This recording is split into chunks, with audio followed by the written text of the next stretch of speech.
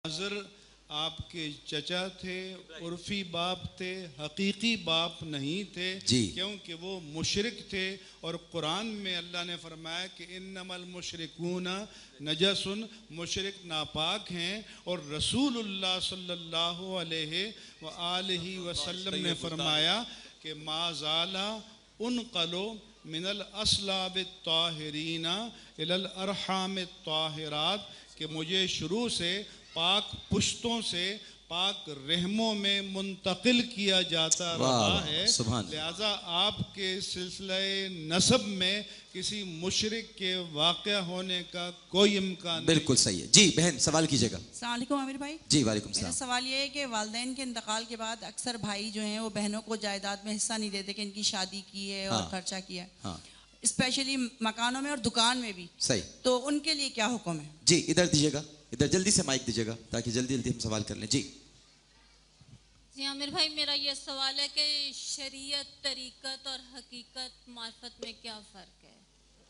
और एक शरीयत, तरीकत, हकीकत, मार्फत, इसके लिए अलग से अलहदा से कोई प्रोग्राम कर लेंगे। अभी हम लोग यहाँ अपनी डॉक्टर साहब मुझे एक जुमला कहनी अच्छा आप ताकि इस प्रोग्राम की रूहानियत भी आ जाए, जो आपकी तरतीब है वो भी आ जाएगी। आज मैं मुख्तसर आपसे ये कहता हूँ कि वुजू तौबा और तहारत है, नमाज शरीयत है, दुआ तरीक़त है और उसकी तासीर मार्फत है। सही, जैसा उन्होंने सवाल किया था वैसे ही जवाब दिया आपने। जी इधर इधर दे दीजिएगा माइक, बिल्कुल दे दीजिए।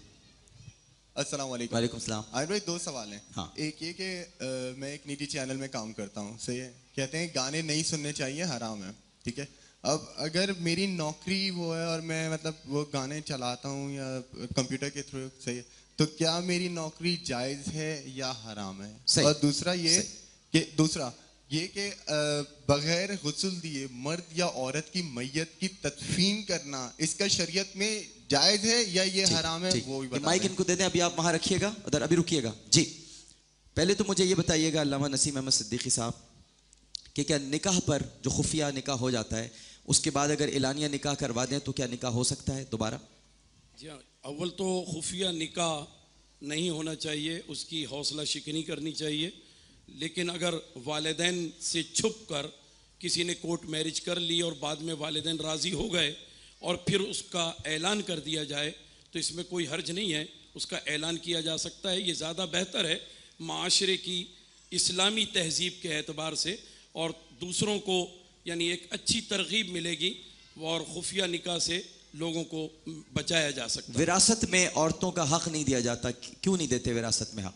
ये तो सरासर जुल्म है, क्योंकि हुजूर अक़दस सल्लल्लाहु अलैहि वसल्लम से कबल भी औरत का कोई हिस्सा नहीं था और मुख्तलिफ मज़ाहिब में औरत को किसी मज़हब में उसको गलीज़ रूह समझा जाता था, किसी मज़हब में उसको पैर की जूती समझा जाता था, किसी मज़हब में उसको चुड़ैल समझा जाता था, और ख़ास अय्याम में उसको तो घर में नहीं रहने देते, उसके बर्तन वगैरह तक का लेता हो जाते थे।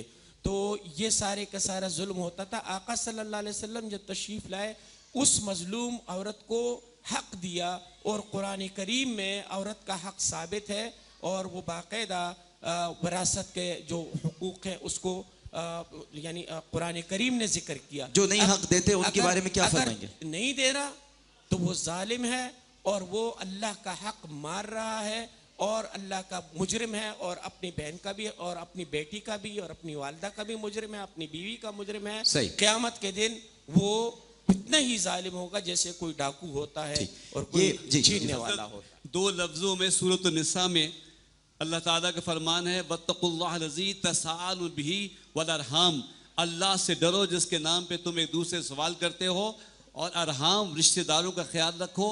अरहाम रहम की जमा है, यानी माँ के बतन से भाई बहन जिनका ताल्लुक़ है। इतनी बड़ी बात है कि अल्लाह ने अपने ज़िक्र के साथ फरमाया कि जो मेरे नाम पे कस्में खा खा के सौदे करते हो, यकीन दिलाते हो, मैं तुमसे कहता हूँ कि अपने रिश्तेदारों का ख्याल करो। अच्छा मुफ्ती साहब, वो काम ऐसा करते हैं जिसमें उन्हें गाने कंप्यूटर पर, यानी वो किसी म्यूज़िक चैनल में काम करते हैं जहाँ गाने इनको सुनने पड़ते हैं, तो कह रहे हैं कि गाने तो सुनना अच्छी बात नहीं है, लेकिन मेरी नौकरी अब यह है कि मैं म्यूज़िक चैनल में काम करता हूँ, तो मैं क्या करूँ? इन्हें उस काम को छोड़कर कोई अच्छी और पाकीज़ा नौकरी और वसीला रिज़्क़ तलाश करना चाहिए। इस तरह के जितने सवाल आते हैं इनकी रूह ये होती है कि कोई न कोई जवाज़ का रास्ता निकाल लिया जाए। जी हाँ। जो लोग अजीमत के रास्ते पर जाना चाहते हैं तो उन्हें फिर ये रास्ता छोड़ देना चाहिए। मन काना लिल्लाहि कान अल्लाहु लहू, जो अल्लाह का हो जाता है अल्लाह उसका हो जाता है और अल्लाह उसके लिए एक रास्ते निकाल लेता है।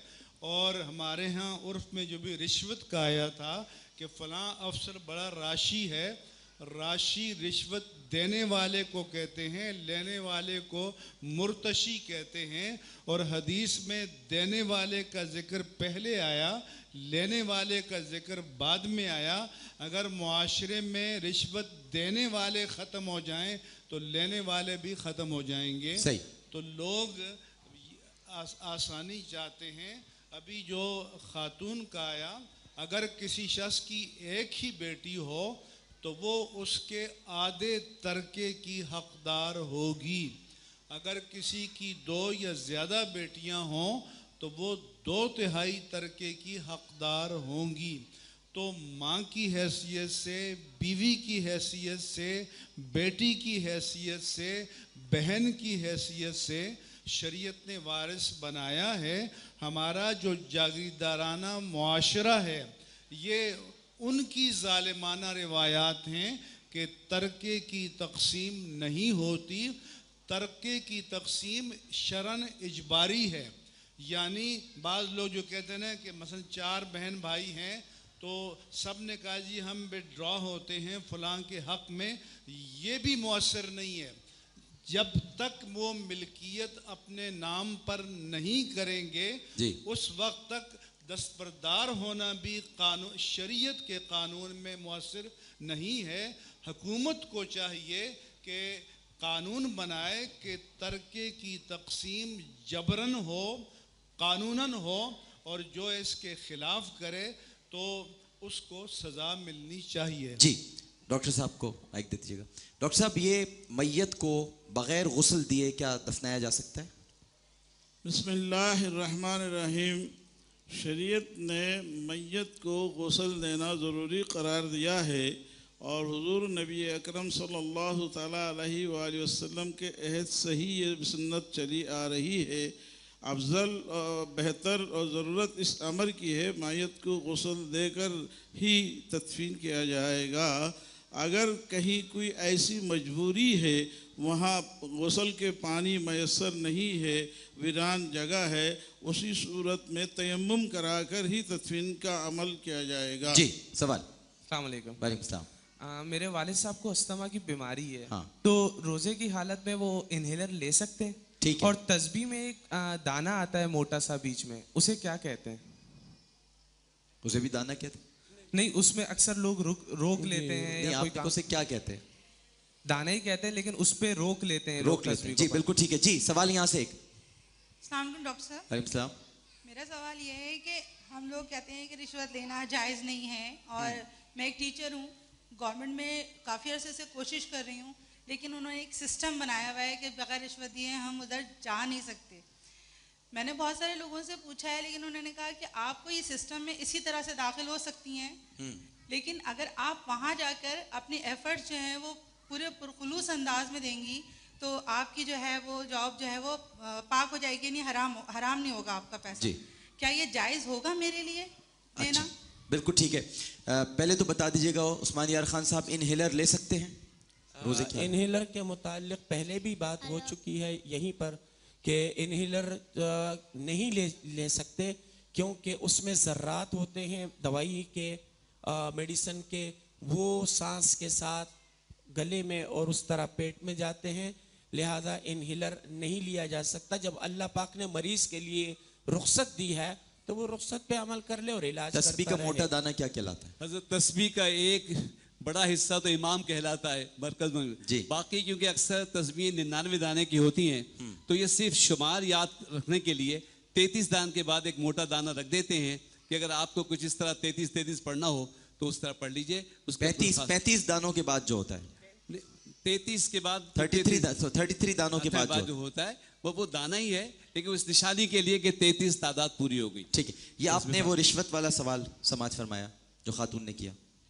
बात वही है जो मुफ्ती साहब ने फरमाई कि अजीमत पर अमल होना चाहिए। अगर रुखसत को तलाश कर लिया जाए कि भाई इसके बग़ैर गुजारा ही नहीं है, रिश्वत दिए बग़ैर कोई चारा ही नहीं है, तो फिर अल्लाह तबारक व तआला की ज़ात पर भरोसा और तवक्कल उसको हम क्या कहेंगे। सही। लिहाजा इस एतबार से अगर गुरेज करेंगे अल्लाह ताला मदद फरमाएगा। जैसे मुफ्ती साहब ने अभी फरमाया कि जो अल्लाह का हो जाता है अल्लाह उसका हो जाता है, और अल्लाह ताला ने अपने कलाम मुक़द्दस कुरान मजीद बुरहान रशीद में फरमाया कि तुम अगर अल्लाह से डरते रहो और रिज़्क़ हलाल का हुसूल सही तरीके से करो तो अल्लाह ताला वहाँ से रिज़्क़ देगा जहाँ से तुम्हारा गुमान भी नहीं हो। सही जी। सवाल। अस्सलाम वालेकुम आमिर भाई। वालेकुम सलाम। आमिर भाई, मेरी सैलरी डायरेक्ट बैंक में आती है, हाँ। तो इस तरह क्या मेरी सैलरी भी मतलब कुछ सूद के ज़मरे में आ रही है या नहीं? जी जी। वालेकुम सलाम। साहब मेरे ससुर साहब इंतकाल कर गए। जरा करीब ले। अच्छा, वो कौन इंतकाल कर गए? मेरे ससुर साहब। अच्छा, ससुर साहब इंतकाल कर गए। तो उनकी अच्छी एज थी, तो उनको उनका दिमाग की तवाज़ुन सही नहीं था। हाँ। वो चले गए, भटक के निकल गए बाहर।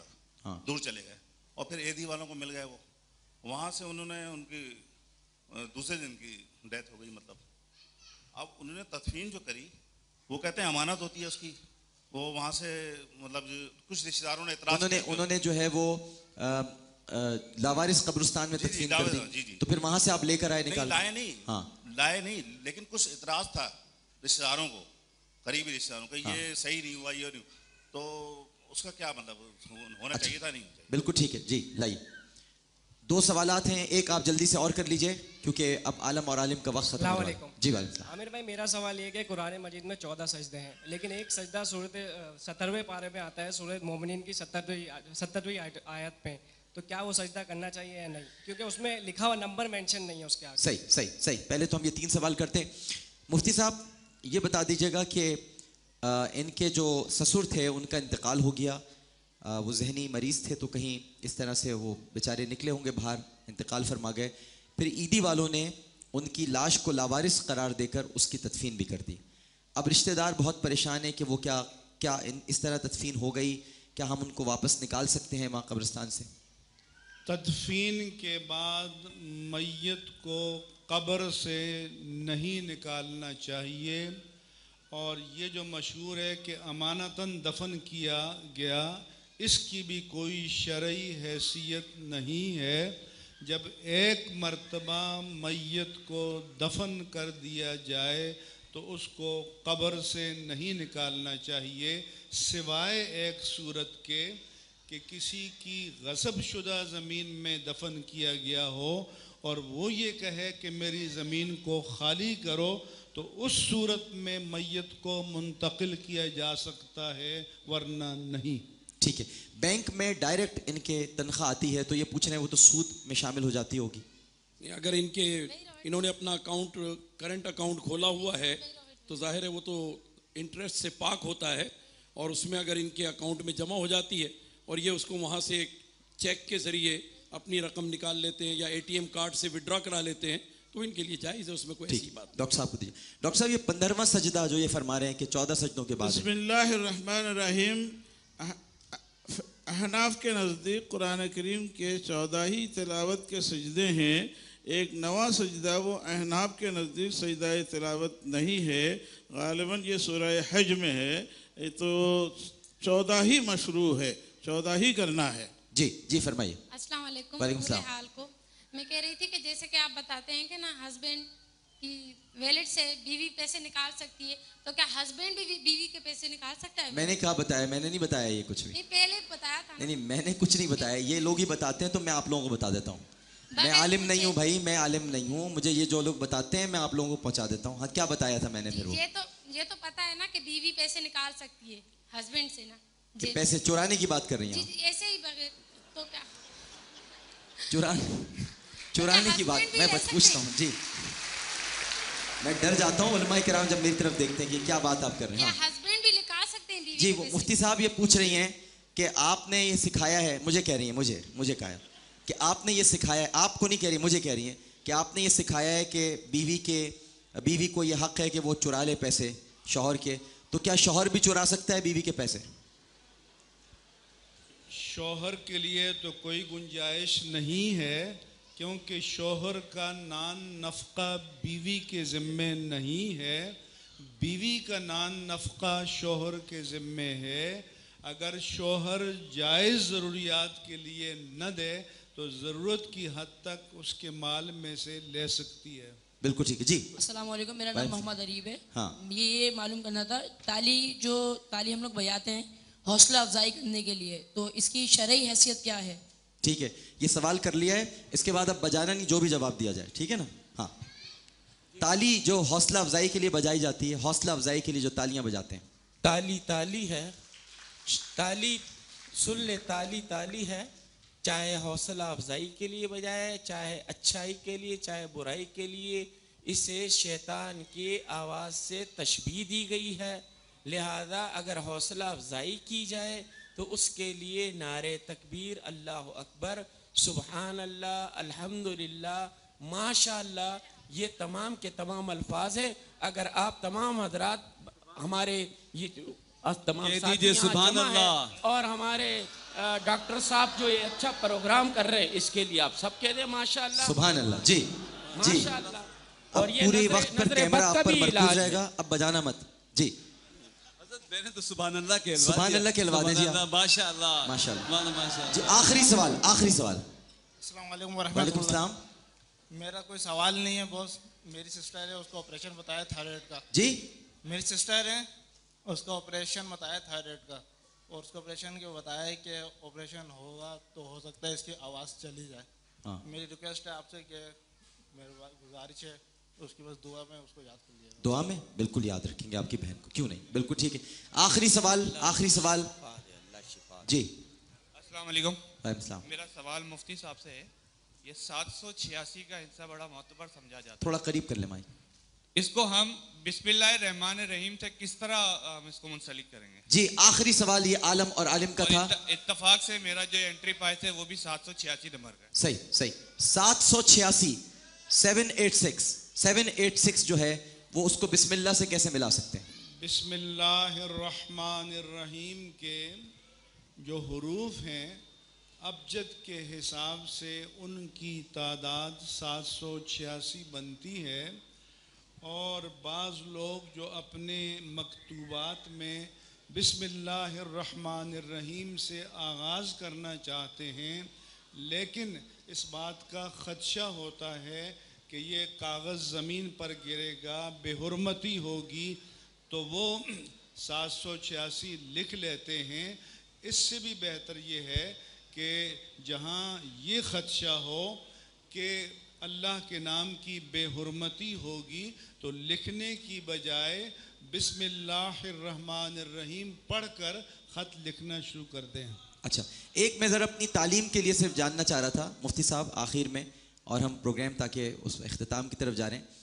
ये नबी करीम सल्लल्लाहु अलैहि वसल्लम ने किसी मौके पर, क्या ये बात दुरुस्त है कि ख़वातीन को ताली बजाने की इजाज़त दी थी किसी मौके पर?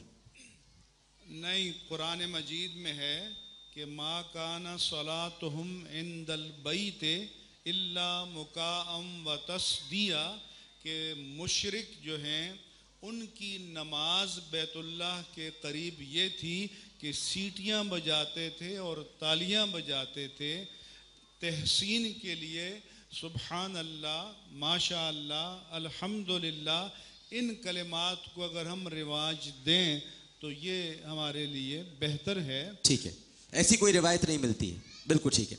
बहुत बहुत शुक्रिया डॉक्टर साहब, मुझे एक पैगाम देने दीजिए। जी पैगाम दे दीजिए। एक आम तालिब इल्म मैट्रिक तक पहुँचते वक्त 50 किताबें पढ़ लेता है, और हम 50 साल तक पहुँचकर अल्लाह की एक किताब नहीं पढ़ते। आज नुज़ूल कुरान की शब है, कोशिश कीजिए कि अपने प्यारे अल्लाह की एक किताब पढ़ना शुरू कर दीजिए। सुभान सुभान अल्लाह, सुभान अल्लाह, अल्लाहु अकबर, या रसूलल्लाह।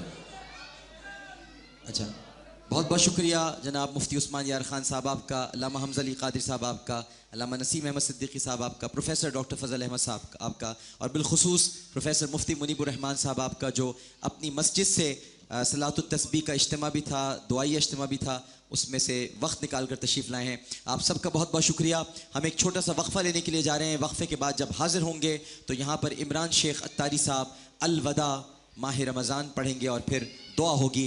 एक वक्फ़ा। अस्सलामु अलैकुम व रहमतुल्लाह।